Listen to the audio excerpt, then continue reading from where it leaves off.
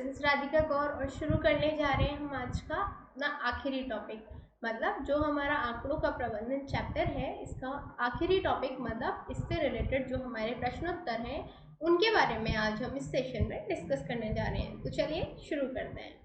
देखिए, सबसे पहले हम एक क्वेश्चन लेंगे और बहुत ही आसान क्वेश्चन है। देखिए क्वेश्चन क्या है, कक्षा के एक मूल्यांकन में प्राप्त किए गए निम्नलिखित अंकों को एक सारणीबद्ध रूप में संगठित करना है। देखिए 4 6 7 5 3 5 4 5 2 6 2 5 1 9 4 5 8 4 6 7। ठीक है, ये हमें क्या दिया गया है, मूल्यांकन देखा हमने, देखा कक्षा में मूल्यांकन कुछ इस तरीके से हुआ है। अब हम इन अंकों को सारणीबद्ध रूप में संगठित करना है। फिर हमें बताना है कि सबसे बड़ा अंक कौन सा है, सबसे छोटा अंक कौन सा है, इन आंकड़ों के परिसर क्या है, अंकगणितीय माध्य ज्ञात करना है। तो देखिए सबसे पहले हम एस नंबर लिख लेंगे 9 तक। ठीक है, अंक हमें मिले 1 2 3 4 5 6 7 8 9, इस तरीके से हमें अंक मिले हुए हैं। बारंबारता निकालेंगे हम इसकी, बारंबारता मतलब फ्रीक्वेंसी निकालेंगे। तो देखिए एक अंक कितनी बार मिला, एक बार, तो यहाँ पे एक लिख देंगे। दो अंक कितनी बार मिले, एक और दो बार, यहाँ पे दो लिख देंगे। तीन अंक कितनी बार मिला, एक बार, यहाँ एक लिख देंगे। ऐसे ही देखिए चार अंक कितनी बार मिला, तीन बार। ठीक है, एक दो तीन बार। पांच देखिए, पांच अंक पांच बार मिला है, एक दो तीन चार और पाँच। छः अंक चार बार मिला है, एक दो तीन चार। सात अंक दो बार मिला है, एक और दो। आठ अंक एक बार मिला है और नौ अंक भी हमारा एक बार मिला है। ये हमने बारंबारताएं लिख ली। अब देखिए मिलान चिन्ह करेंगे तो देखिए एक को हम ऐसे दर्शाते हैं, दो को ऐसे, तीन को एक को ऐसे, तीन को तीन से। पांच को कैसे दर्शाते हैं, चार डंडे खींचते हैं फिर एक काट देते हैं, ये हमेशा याद रखना। फिर चार, फिर दो, फिर एक, इस तरीके से हमने बारंबारता चिन्हों को लिख लिया। अब इससे देख के हमें पता है क्या पता चला, सबसे बड़ा अंक कौन सा है, सबसे बड़ा अंक कितना है, 9 है, सबसे ज्यादा 9 है सबसे बड़ा अंक। सबसे छोटा अंक कितना है, 1 है। ठीक है, सबसे छोटा अंक हमारा 1 है। आंकड़ों का परिसर क्या है, परिसर निकालने की सिंपल सी बात है, जो भी बड़ा था, जो भी सबसे बड़ा अंक है उसमें से सबसे छोटे अंक का कट ऑफ कर दिया जाता है, तो 8 आ गया। 8 क्या आ गया हमारा, रेंज। हिंदी में हम इसे कहते हैं परिसर या फिर कह सकते हैं प्रसार। ठीक है, अच्छा अंकगणितीय माध्य देखिए 4 6 7 जितने भी हमारे अंक आए सबको टोटल 20 अंक, 20 बच्चों के हमने मूल्यांकन किया तो उससे डिवाइड कर देंगे। तो इनको जब प्लस करेंगे तो आएगा हमारा 100, 100 को भाग देंगे 20 से, बचेगा हमारा 5। क्लियर, तो ये क्या आ गया, 5 क्या आ गया हमारा, अंकगणितीय माध्य आ गया। तो इस तरीके से हमने इस सवाल को हल कर लिया। अच्छा अगला सवाल देखिए, सवाल क्या है, एक क्रिकेट खिलाड़ी ने 8 पारियों में निम्नलिखित रंग बनाए, कितने, 58 76 40 35 40 50 0 100, इतने रंग बनाए। उसका माध्य स्कोर या रन ज्ञात कीजिए। तो देखिए कुल पारियां किसने खेली, उसने 8, रनों का माध्य ज्ञात करना है तो रनों का योग अपॉन कुल पारियां। 58 76 40 35 46 45 0 100 सबको हमने प्लस कर दिया तो आया हमारा 400। 400 को हम क्या करेंगे, 8 से भाग कर देंगे तो आएगा हमारा 50। तो उसका माध्य स्कोर कितना है, 50, उसका माध्य स्कोर आ गया। ठीक है, तो बहुत आसानी से देखिए क्वेश्चन सॉल्व हो गया। बस हमें देखना था कि हमें सवाल में क्या दे रखा है, फिर हमें देखना था हमें पता क्या है, और उसके बेसिस पे हमने आसानी से इस सवाल को हल कर दिया। तो कोई भी सवाल है उसके बारे में आपको पहले देखना है सवाल क्या पूछ रहा है और उसके बारे में हम उसको फिर सॉल्व कर सकते हैं। अगला क्वेश्चन देखिए, क्वेश्चन क्या कहता है हमारा कि विज्ञान की एक परीक्षा में विद्यार्थियों के एक समूह द्वारा 100 में से प्राप्त किए गए अंक कितने हैं? 85, 76, 90, 85, 39, 48, 56, 95, 81 और 75 है। ज्ञात क्या करना है? विद्यार्थियों द्वारा प्राप्त सबसे अधिक अंक और सबसे कम अंक। सबसे अधिक अंक कितने मिले? 95 मिले, ठीक है। सबसे कम कितने मिले? 39 मिले। यहीं देख सकते हैं हम कि सबसे बड़ा कौन सा है इनमें? 95 है। सबसे छोटा कितना है? 39 है, ठीक है। प्राप्त अंकों का परिसर, परिसर मतलब रेंज, अधिकतम अंक में से न्यूनतम अंक को हम माइनस कर देंगे। अधिकतम कितने हैं हमारे? 95, न्यूनतम कितने हैं? 39, उत्तर आ जाएगा हमारा 56। तो रेंज कितनी हो गई हमारी? 56। रेंज को ही हम क्या कहते हैं? प्रसार या फिर परिसर भी बोलते हैं इसी को, ठीक है। अच्छा, समूह द्वारा प्राप्त माध्य अंक। माध्य अंक ज्ञात करने के लिए हम अंकों का कुल योग करेंगे और विद्यार्थियों की कुल संख्या से उसको भाग कर देंगे। तो देखिए, जो भी हमें अंक मिले, मतलब 85 धन 76 धन 90 धन 85 धन 39 धन 48 धन 56 धन 95 धन 81 धन 75। टोटल विद्यार्थी कितने हैं? 2, 4, 6, 7, 8, 9, 10 विद्यार्थी हैं। तो आप इनको प्लस करेंगे और उसमें 10 का भाग दे देंगे। जो उत्तर आएगा वो इस समूह द्वारा माध्य अंक का उत्तर होगा। समझ आया? Very good. अगला क्वेश्चन देखिए। क्वेश्चन क्या कहते हैं हमारा? एक नगर में किसी विशेष सप्ताह के 7 दिनों में हुई वर्षा को mm में निम्नलिखित रूप से रिकॉर्ड किया गया है। देखिए, सोमवार को वर्षा इतनी हुई, मंगलवार को इतनी, बुधवार को इतनी, बृहस्पतिवार को इतनी हुई, शुक्रवार को, शनिवार को और रविवार को इतनी हुई। तो उपरोक्त आंकड़ों में से हमें वर्षा का परिसर ज्ञात करना है। इस सप्ताह की माध्य वर्षा ज्ञात करनी है। कितने दिन वर्षा माध्य वर्षा से कम रही, हमें यह भी ज्ञात करना है। तो देखिए, वर्षा का परिसर ज्ञात करने के लिए सबसे पहले हमें देखना है अधिकतम वर्षा कहाँ हुई।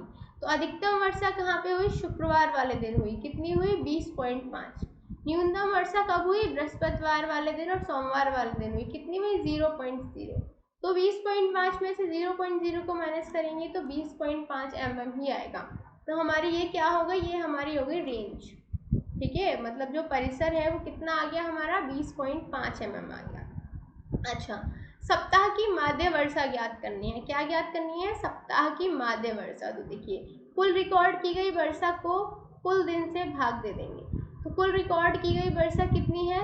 सारी जो भी हमारी यहाँ पे क्वांटिटीज दी हुई है सबको हम प्लस कर देंगे। 0.0, 12.2, 2.1, 2.2, 20.5, 5.5, 1.0, इन सबको हम प्लस करेंगे, भाग दे देंगे 7 से। जब हमने इन सबको प्लस करके 7 से भाग दिया तो हमने देखा प्लस करके आया 31.3, 7 से भाग देंगे, उत्तर आ जाएगा 5.9 mm। ये हमारा आ गया सप्ताह की माध्य वर्षा। अब देखिए, सवाल हमारा ये है कि कितने दिन वर्षा माध्य वर्षा से कम रही। तो माध्य वर्षा तो हमारी 5.9 mm है। तो देखिए, एक, क्योंकि इस दिन भी कलर चेंज करते हैं, आपको समझ में अच्छे से आ जाएगा। देखिए, ओके ओके ओके, देखिए, एक यहाँ पे हमें 5.9 mm से कम है, दूसरा दिन 5.9 mm से कम है, तीसरा दिन 5.9 mm से कम है, चौथा दिन 5.9 mm से कम है और 5 दिन 9.9 mm से कम है। तो टोटल 5 दिन, कितने? 5 दिन जो वर्षा है वो 5.9 mm से कम रही। कितने दिन? 5 दिन। तो इसका उत्तर आ जाएगा हमारा 5 दिन, ठीक है। अगला क्वेश्चन देखिए। अगला क्वेश्चन क्या कहता है कि एक क्रिकेट मैच में खिलाड़ियों द्वारा बनाए गए रन कुछ इस प्रकार हैं: 6, 15, 120, 50, 100, 80, 10, 15, 8, 10, 15। इन आंकड़ों के माध्य, बहुलक और माध्यक ज्ञात कीजिए और क्या ये तीनों समान हैं, ये भी हमें बताना है। तो देखिए, हमें आंकड़े दिए गए हैं, उनको हम क्या करेंगे? सबसे पहले आरोही क्रम में हमने व्यवस्थित कर लिया। मतलब हम इसको ऐसे लिख सकते हैं ना, 6, 8, 10, 10, 15, 15, 15, 50, 80, 100, 120। ये हमने आरोही क्रम में व्यवस्थित कर लिया। अब माध्य निकालने के लिए प्रेक्षणों का कुल योग को भाग दे देंगे प्रेक्षणों की कुल संख्या से। तो जो भी हमारे प्रेक्षण है उनको लिख लेंगे और उसको 11 से भाग देंगे। इनको जब हम जोड़ेंगे तो आएगा 429, उसको 11 से भाग देंगे तो उत्तर आ जाएगा हमारा 39। तो माध्य कितना आ गया? 39 आ गया। आंकड़ों में सबसे अधिक आने वाला प्रेक्षण बहुलक होता है। सबसे अधिक कौन आ रहा है? देखिए 15 3 बार आ रहा है, 15 3 बार आ रहा है। तो बहुलक हमें ज्ञात हो गया कितना? 15। कितना हो गया बहुलक? 15। मध्य वाला बीच वाला प्रेक्षण क्या होता है? माध्यक होता है। तो देखिए इससे इसको काटेंगे, आगे पीछे वालों को काटते चले जाएंगे। बहुत ही आसान है माध्यक निकालना। तो सबसे बीच में क्या आएगा? 15 आएगा। तो माध्यक क्या हो गया? माध्यक भी हमारा 15 हो गया। तो हमने क्या देखा कि बहुलक और माध्यक दोनों ही 15 हैं, ठीक है, लेकिन जो हमारा माध्य है वो 15 नहीं है। तो हम ये कह सकते हैं कि इन आंकड़ों के माध्य, बहुलक और माध्य तीनों समान नहीं है। दो तो समान है बट तीनों समान नहीं है। तो इसीलिए उत्तर में हम क्या लिखेंगे कि नहीं, ये तीनों समान नहीं है। तो ऐसे आपने समझा इस सवाल को और आसानी से आप इस सवाल को हल भी कर पाए। अच्छा, अगला सवाल देखिए। अगला सवाल क्या कहता है हमारा? एक कक्षा के 15 विद्यार्थियों के भार केजी में कुछ इस प्रकार हैं: 38, 42, 35, 37, 45, 50, 32, 43, 43, 40, 36, 38, 43, 38, 47। कुछ इस प्रकार से भार हमें दिए हुए हैं।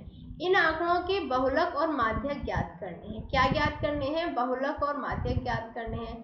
क्या इनके एक से अधिक बहुलक हैं? हमें ये भी बताने हैं। तो देखिए दिए गए आंकड़ों को आरोही क्रम में व्यवस्थित करेंगे। पहले हमने क्या किया? 32, 35, 36 ऐसे करके हमने आरोही क्रम में इनको व्यवस्थित कर लिया। कैसे क्रम में? आरोही क्रम में, छोटे से बड़े की तरफ हमने इन्हें व्यवस्थित कर लिया। अब इन आंकड़ों के बहुलक और माध्यक ज्ञात करने हैं। तो देखिए सबसे ज्यादा आने वाला जो प्रेक्षण होता है वो बहुलक होता है। तो बहुलक क्या होगा? देखिए 38 कितनी बार आ रहा है? 1, 2, 3, 3 बार। 43 भी 3 बार आ रहे हैं। तो 2 बहुलक हैं इसके। कितने बहुलक हैं? 2 बहुलक हैं, ठीक है। तो 38 और 43 ये दोनों बहुलक हो गए। अच्छा, मध्य वाला जो प्रेक्षण होता है वो माध्यक होता है। क्लियर? तो देखिए आगे से पीछे वाले को काटेंगे, आगे से पीछे वाले को काटते चले जाएंगे। तो जो बीच में बचेगा वो हमारा क्या बचेगा? वो बचेगा हमारा माध्यक। तो अभी देखते हैं हम बीच में क्या बचता है। तो देखिए बीच में हमारा क्या बचा? 40। तो ये 40 क्या हुआ? माध्यक हो गया, ठीक है। तो बहुलक हमारे हुए 38 और 43 और माध्यक हमारा हो गया 40। तो क्या यहाँ एक से अधिक बहुलक है? तो जी हाँ, यहाँ पे 2 बहुलक हैं। कितने बहुलक हैं? 2 बहुलक हैं। तो देखा हमने कितने आसानी से इस सवाल को भी हम आसानी से हल कर पाए। तो किसी भी सवाल को हम आसानी से हल कर सकते हैं, बस हमें पता होना चाहिए कि जिस सवाल को हम हल कर रहे हैं वो सवाल में जो आंकड़े हैं वो कहते क्या हैं। देखिए एक फटाफट से मैं एक अभ्यास करा देती हूँ आपका। माध्य, माध्य, माध्यक और बहुलक, ये 3 चीज आपको समझ लेनी बहुत जरूरी है। माध्य क्या होता है? यदि आपको 5 नंबर दिए गए हैं, 5 विद्यार्थी ने इतने इतने मार्क्स गेन करे, तो उनका माध्य निकालने के लिए सबके मार्क्स को प्लस कर लेंगे, डिवाइड कर देंगे 5 से। उत्तर आ जाएगा 6 12 6 18 24 27/5, ठीक है। वहीं पे माध्यक निकालना होता है।